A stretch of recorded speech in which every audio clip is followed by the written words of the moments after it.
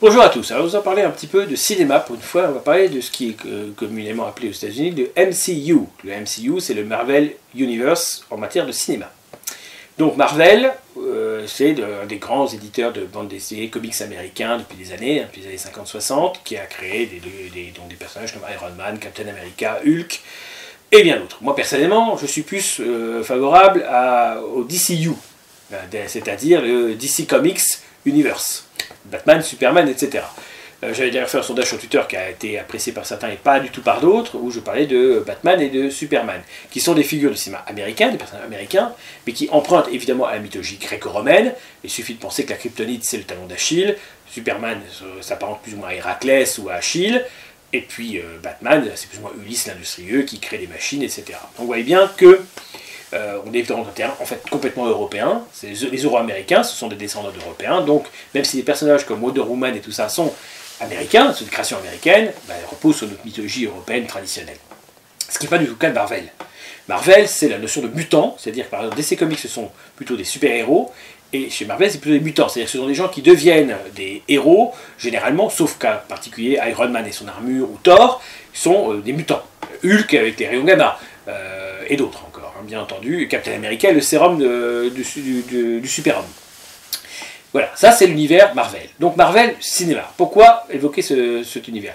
Vous avez aujourd'hui 23 films qui sont sortis, vous en aurez bientôt encore d'autres, donc c'est quand même considérable. Ça a commencé avec le premier Iron Man, joué par Robert Downey Jr., et ça a continué avec récemment un nouveau Spider-Man, Far From Home, que je n'ai pas été voir, c'est le premier donc des Marvel que je n'ai pas vu. Et malheureusement, ça sera sans doute pas le dernier, parce que ils vont passer à une étape supplémentaire de conformisme politiquement correct dans l'univers Marvel. Et c'est plutôt sur cet aspect-là que je voulais insister. Donc le premier film de cet univers, c'est Iron Man, qui est fait donc, dans les années 2000. Et donc évidemment, c'est un film très intéressant, c'est une très bonne adaptation du personnage d'Iron Man. Le film a des qualités indiscutables. Ça va être suivi d'un Hulk, et on va introduire progressivement les personnages du Captain America, donc ça se passe évidemment à l'époque des nazis. Mais on voit par exemple le Crâne Rouge, l'ennemi donc de Captain America, tuer des nazis parce qu'il veut le pouvoir pour lui-même. Et on va également avoir évidemment un Thor, assez amusant de départ, donc pour poser les personnages. Ça amène à un premier film Avengers. Et puis ça va ouvrir donc à différentes stades. C'est-à-dire qu'à chaque fois qu'il y a un Avenger, finalement, il y a une étape de l'univers qui passe. Donc il y a l'étape 1, l'étape 2, l'étape 3, il y a des phases. Hein, et ces phases, évidemment, vont continuer. Donc on a un premier Avengers, ensuite un deuxième Avengers.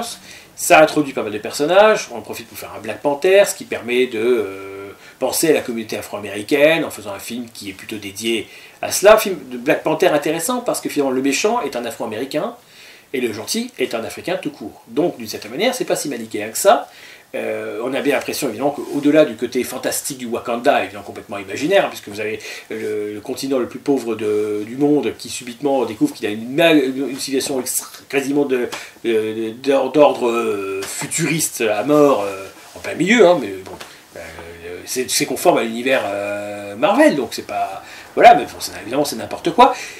Donc évidemment, les femmes, Captain Marvel, un film assez très féministe, hein, puisque Captain Marvel c'est un film très féministe, elle a fait la gueule d'ailleurs du début jusqu'à la fin du film, et donc c'est le côté super héroïne qui a quasiment les pouvoirs de Superman, mais qui en plus la ramène devant les mecs, hein, c'est-à-dire du style, donc un côté féministe engagé, qui déjà commence à révéler, comment dire, les conneries qui commencent à arriver. Parce que bon, ce sont des films qui marchent considérablement.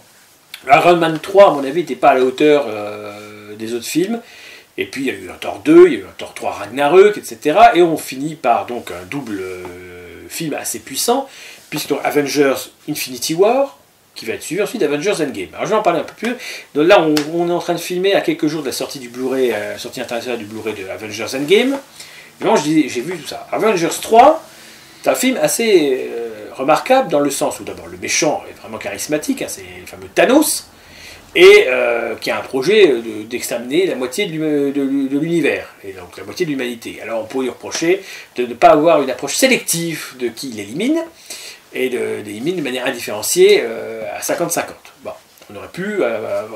voilà, c'est un Thanos communiste, hein, un Thanos fasciste aurait éliminé toutes les populations non blanches, lui s'est limité à couper la moitié de l'humanité de manière égale. Hein, voilà. On ironise, mais c'est un peu l'idée. En tout cas, c'est un personnage qui est censé être charismatique alors qu'il a un projet génocidaire. Hein.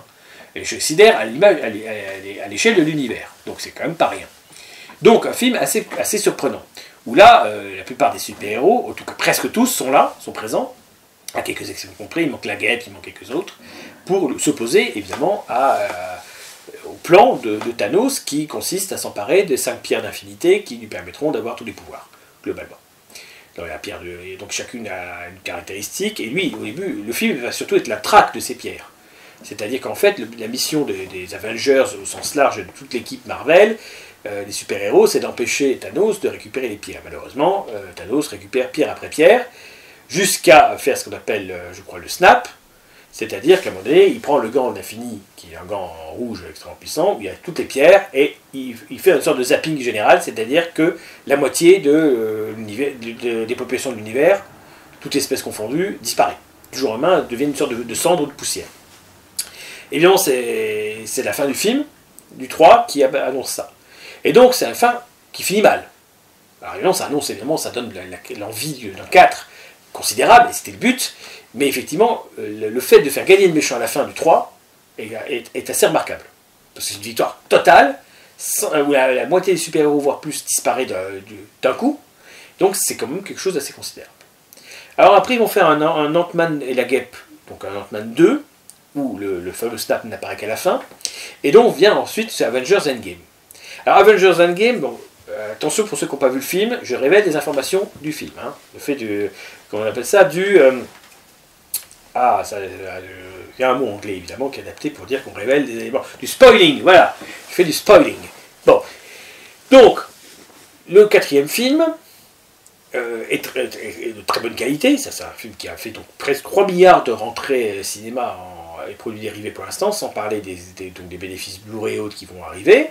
Donc c'est le film de tous les records. Alors effectivement, il y a un casting énorme, et donc ça se passe évidemment après les événements du 3, donc il faut, comment dire, d'abord, on se place dans un cadre temporel normal, c'est-à-dire l'après cette destruction. Donc c'est là que le Captain Marvel apparaît, et avec l'équipe restante, ils vont traquer Thanos, qui aura été très diminué par l'action qu'il a commise, et qui vont le tuer. Globalement, je simplifie, en un temps record, Thanos est éliminé. Donc on se dit, le film est fini. Au bout de 10 minutes, le méchant est mort. Sauf que le méchant est mort, mais on ne peut pas ramener les gens morts. On ne peut pas ramener les gens qui ont disparu. Et donc, évidemment, grosse tristesse collective. Et pendant 5 ans, les gens vont apprendre à vivre sans la moitié de l'humanité, leurs amis, leurs parents qui ont disparu, etc. Bon. Et l'élément clé sera Ant-Man, qui a survécu de manière assez bizarre à cette destruction, mais qui a complètement disparu aux yeux de tous, et qui va réapparaître, je ne vous dis pas comment. Et donc, ça va être autour de remonter dans le temps pour annuler les effets de ça. En fait, pas forcément une remontée dans le temps qui est correctrice, mais une remontée dans le temps qui permettrait de récupérer les pierres qui, désormais, sont détruites. Ça, c'est le scénario général. Alors, évidemment, ce qui est intéressant d'un point de vue politique, c'est quoi? Bon, évidemment, il y aura un happy end, mais avec des morts, bien sûr. Je ne dis pas qui, mais globalement, c'est un endgame. Vous ne pouvez pas imaginer une fin de boucle de 22 films sans des morts. Surtout que les acteurs vieillissent. Robert Downey Jr. incarne Iron Man depuis maintenant presque 20 ans. Un peu moins, j'exagère peut-être, mais en tout cas depuis longtemps. Donc on se doute bien que lui-même a vieilli et il y a un Sherlock Holmes 3 à faire, il y a d'autres enjeux derrière. Bon. Et donc, évidemment, vous avez compris que Downey Jr. Faisait ses adieux à son personnage. Donc tout est dit, d'une certaine manière. Alors évidemment, il y a des clins d'œil sympathiques, Captain America, il y a un beau happy end pour Captain America, etc. Mais vous avez des signaux assez catastrophiques. Vous avez par exemple une scène qui n'apporte rien de point du scénario, où toutes les nanas du casting font une sorte de pause entre elles avant d'attaquer Thanos. Alors c'est assez amusant parce qu'on voit plein de personnages, mais en même temps on dit qu'est-ce que c'est que ce truc Girl Power, quoi. C'est du niveau Girl Power, oui on est toutes là les nanas, et puis bon, ça n'arrive. Alors évidemment, il y a une scène à 3 entre Iron Man, Captain America et Thor, tous 3 réunis contre Thanos, pour donner l'équilibre. Oui, donc là il y a des coups marketing. En réalité, le Avengers Endgame, c'est pas seulement la fin du cycle des Avengers et des premiers acteurs que sont Chris Hemsworth pour Thor, Chris Evans pour Captain America et puis Downey Jr. C'est pas seulement cette fin-là qu'on voit. C'est la fin d'un monde Marvel normal, d'un univers normal. Maintenant, qu'est-ce qu'on va voir? On va peut-être avoir un Captain Marvel 2 avec le côté féministe, voire lesbien, quasiment assumé. Il paraîtrait qu'ils veulent faire un super-héros transsexuel. Il y aura sûrement Black Panther 2 où le côté afro-américain ou africain sera beaucoup plus marqué encore. La petite amie de Spider-Man est afro-américaine maintenant. Dans le dernier Spider-Man Far From Home, on découvre que celle qui est sortie est une rousse normalement, et donc qui est Mary Jane Watson, désormais, est une métisse.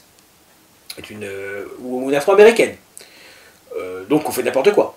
Hein, bon, ce Spider-Man-là, je l'ai boycotté, je ne suis pas allé le voir, et paraît-il qu'il est mauvais. Je pense que les prochains Marvel seront mauvais. Il y a un Gardien de la Galaxie 3 qui est prévu, il y a des choses. Alors, il y aura peut-être des bonnes choses de temps en temps, mais vous voyez, l'idéologie qu'ils veulent mettre en exergue est catastrophique. Alors il faut savoir que Marvel Comics fait la même chose. Mais ça ne marche pas. Et donc il y a un gros souci, c'est-à-dire que Marvel aujourd'hui a voulu ouvrir à, comment dire, donc aux minorités, hein, minorités sexuelles et ethniques, sauf que les gens qui lisent des BD, le public de base est blanc. Et le public de base, il tient à ses personnages et il tient à la continuité. Il n'en a rien. Aujourd'hui, vous avez dans la BD une Thor femelle, féminine. Qu'est-ce que ça va? Thor, c'est un dieu scandinave. Qu'est-ce que ça vient faire? Donc c'est une femme qui est Thor aujourd'hui. Vous avez une femme, vous avez un Spider-Man métis afro-latino. Vous avez un Captain America noir, avec le vrai Captain America quasiment considéré comme nazi. Il faut voir les conneries. Déjà, Marvel avait inventé le premier mariage gay de X-Men. Et donc, les fans ne s'y retrouvent pas du tout. Et n'ont pas du tout envie de ça. Ce qui fait que maintenant, il y a deux univers Marvel. Il y a une continuité, merdique, et puis vous avez ceux qui sont fans de l'historicité. Et donc, on leur donne des BD de temps en temps pour eux. BD plus classiques, où ils retrouvent le Captain America classique, le Thor classique, le Iron Man classique. Heureusement, pour l'instant, Justice League, c'est-à-dire l'univers DC Comics, a un peu limité la casse. Ils ont eu du nez. DC Comics, c'est Batman et Superman. Faites donc un Batman Black, qu'on rigole un coup, et vous verrez les ventes de DC Comics s'effondrer de 80%. Faites-nous un Superman Black. Alors, il y en a un, hein, mais le Superman classique, historique, hein, parce qu'il y a un autre personnage qui s'appelle Steel, qui est un afro-américain, qui s'inspire de Superman. Mais Superman, il reste Superman. C'est Kal-El, de Krypton, c'est pas un afro-américain. Moralité, Wonder Woman, lesbienne, ils ont presque essayé, mais ils osent pas aller jusque-là. Donc, il y a une Batwoman lesbienne, ils ont ouvert un petit peu comme ça, mais c'est un personnage secondaire. Ils sont obligés, parce qu'il y a l'effet médiatique, sinon vous avez des campagnes d'attaque des grands groupes de lobby communautaires qui vont attaquer. Mais effectivement, pour l'instant, DC Comics résiste mieux que Marvel. Marvel a ouvert la porte pour tout et n'importe quoi. DC Comics sont un peu plus réalistes, et je pense que DC Comics va gagner des parts de marché maintenant face à Marvel. Par contre, au niveau cinéma, l'univers DC Comics sur le cinéma n'a pas eu le succès escompté. Le Batman vs Superman a été considéré comme décevant, moi pourtant j'ai bien aimé. Justice League a été considéré comme très décevant, ça n'a pas eu l'impact financier espéré. Il devait y avoir une suite, donc elle a été annulée, et pour le moment ça ne bouge pas beaucoup. Dans le projet, il y aurait un Suicide Squad 2, il y a la question de Batman, mais apparemment ça serait maintenant confirmé que Ben Affleck ne ferait plus Batman. Donc il serait remplacé par un autre acteur, ou alors ça se passerait dans sa jeunesse. Et il semblerait que l'acteur de Man of Steel, qui jouait Superman dans trois films, ne serait plus chaud pour en faire d'autres. Et le dernier en date était Shazam, donc un personnage qui est un gamin qui a des super pouvoirs, qui devient un mec adulte, qui n'a pas eu un grand succès. Aquaman et Wonder Woman ont marché. Wonder Woman et Aquaman ont vraiment été des succès, d'ailleurs j'ai bien aimé les deux films. Il y a un Wonder Woman qui va se passer dans les années 80 qui va arriver je crois l'année prochaine. Et donc voilà, alors je sais, ça on pourrait dire c'est un peu geek. Moi pourquoi je vous parle de ça? Parce que d'abord j'ai toujours dit que tout était politique, pas des styles politiques en fait. Et c'est aussi politique parce que quand vous avez des films qui sont vus par des millions de personnes, ça a un impact. Et ce qu'il faut dire aux gens, c'est que les Français, les Européens et même les Américains ont besoin de ce que j'appelle le culte du héros. Or, vous remarquerez que les films français présentent maintenant systématiquement des anti-héros. Des acteurs qui sont moches, sales, mal rasés, pas du tout charismatiques. Ou quand ils le sont, comme Jean Dujardin dans OSS 117, ridiculisés, grossiers, racistes, etc. Donc l'anti-héros. Belmondo et Delon, c'est fini cette époque-là. Et le cinéma français est un cinéma subventionné, donc merdique. Et quand on fait du cinéma américain comme Valérian, par exemple, qu'a fait Luc Besson, et qui est pas mal du tout, ou même Le Cinquième Élément, avec tous les défauts qu'on peut trouver idéologiquement par ailleurs, eh bien la critique américaine, officielle, détruit les films. C'est-à-dire que de toute façon, les Américains ne veulent pas qu'il y ait du cinéma à grand spectacle européen qui émerge. Donc, alors qu'ils sont incapables de faire de vrais scénarios, souvent, eh bien, ils se permettent d'empêcher le cinéma européen, qui n'a pas les moyens aujourd'hui d'exister. Il faudrait une sorte de Cinecittà européenne avec les moyens des effets spéciaux américains. Et avec des vrais scénarios. Faire une vraie guerre de Troie, propre, pas, sans prendre des libertés avec le scénario d'origine, mais une vraie adaptation, on voit les dieux qui interviennent, etc. Il faut redonner au cinéma européen sa place, et pour cela reprendre des effets spéciaux américains. Parce qu'en fait, aujourd'hui, le cinéma européen, aujourd'hui, il existe où? C'est le cinéma américain, malheureusement. Le cinéma américain, c'est le cinéma européen que nous ne sommes pas capables de faire. Mais avec les excès de l'Amérique. Et les conneries idéologiques du politiquement correct. Donc le drame, aujourd'hui, c'est que, en Europe, on valorise des anti-héros, mec laid, nuls, cons. Et aux États-Unis, on valorise le héros, mais on est en train de pervertir le héros. Le héros à la John Wayne, oui. Le héros à la Iron Man, oui, d'une certaine manière. Et l'arrêt de Downey Jr. qui cesse d'être Iron Man, ça veut dire qu'on est en train d'enlever... Les trois principaux acteurs du BMC Univers sont des hommes. C'est Thor, c'est Iron Man, et c'est Captain America. Or, ils disparaissent avec Endgame, d'une manière ou d'une autre. Je vous dirai comment, vous le verrez en allant voir les films, ou le Blu-ray. Ils disparaissent, les trois. Résultat, il reste quoi? Que les nanas, quasiment. On annonce déjà un Thor féminin. Il semblerait qu'il y ait un film.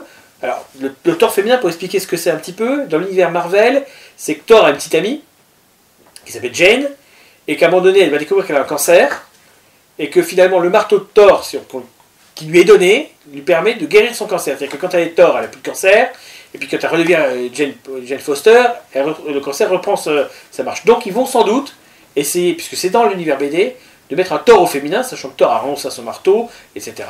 Voilà. Donc ils sont en train de... Alors on pourrait dire c'est fidèle aux BD actuelles, sauf que les BD actuelles, c'est celles qui ne marchent pas. C'est les comics actuels que les fans de Marvel ne veulent pas.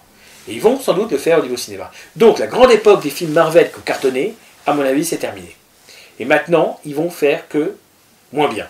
On voit avec les X-Men, la franchise X-Men elle a trop vécu, et les derniers X-Men, c'est pas bon, c'est pas ça. Le dernier X-Men, la Dark Phoenix, ça n'a pas eu le succès escompté.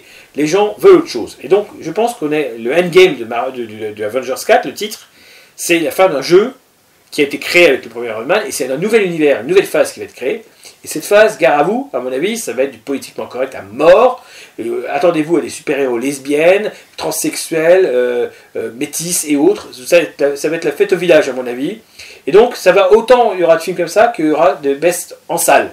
Donc, si Marvel et DC Comics veulent faire de l'argent en salle, si Warner qui tient les DC Comics et Disney qui tient Marvel veulent faire du succès, qui reviennent au classique. Parce que je peux vous dire que quand on voit ce que Disney a fait de la franchise Star Wars, bah, chapeau les mecs. Le 7 c'est une daube, le 8 c'est une daube, le 9 mais ça sera super daube. Hein, déjà le 3, seul le 3 des 1, 2, 3 était pas trop mal, mais alors gare à vous, le 7 et le 8 franchement.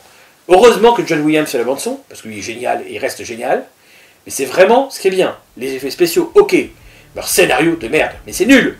Je veux dire, vous allez détruire la franchise Star Wars, vous allez détruire l'univers Marvel. Bah allez-y, écoutez, moi j'irai plus voir vos films, c'est tout.